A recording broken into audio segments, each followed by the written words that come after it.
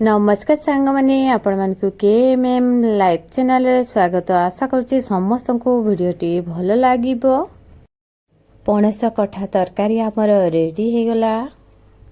पणस कठा एबे मार्केट रे सुलभ मूल्य रे आपण माने पाई पारिबे। आ पूरा कणिया पणस कठा नेबे, तार चुपा काडी छोट छोट पीस कर नेबे। देखंतु टोटाली मंजी हेनी, पूरा छोट छोट पीस कर नेची। ताकू एबे हळदी पानी रे धोई न आपण माने पणस कठा को नॉर्मल पानी रे मध्य धोई पारिबे। आ पणस कठा को सिजिबा पई मो गोटे ग्लास पानी नेची। एही परिका पणस कठा तरकारी प्रस्तुत करिवे। ता गरे खासी मांस मध्य फेल हे जिवो।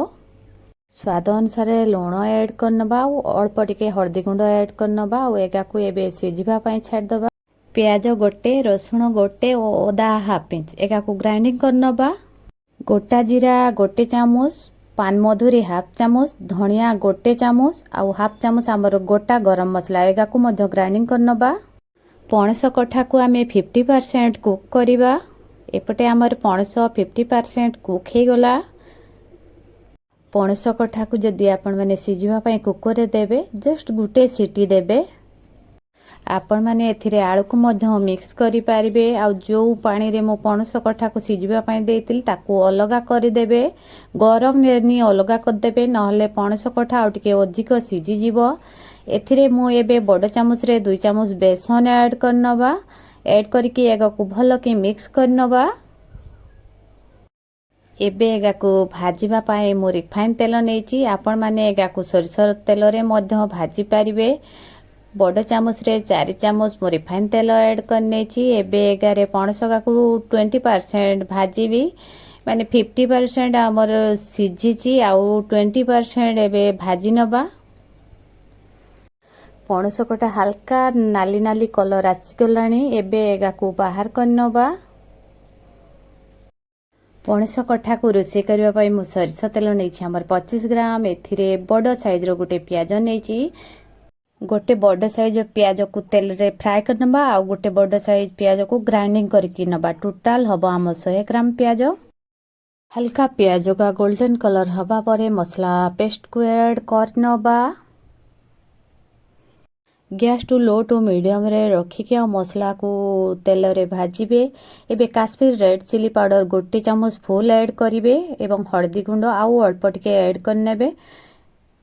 धनिया और पान मधुरी गोटा गरम मसला और गोटा जीरा को पूरा प्लेन चिकन करी ग्राइंडिंग करिवेनी। टिके हल्का टिके दरदरा रखिबे। आउ 2 मिनिट तेल रे टिके भाजी नबा। एबे मसला टा कसी हबा पई अल्प टिके पानी ऐड करनबा। हाफ चामच एथिरे एबे हमें चिकन मसला ऐड करनबा एवं मीट मसला मध्य हाफ चामच ऐड करनबा। ऐड करिकी एगा को एबे भलो के मिक्स कर दबा। मसलाटा आमर पूरा पूरी कसी हे गला देखंतु। एबे एथिरे आमर पणस कठा को ऐड करनबा।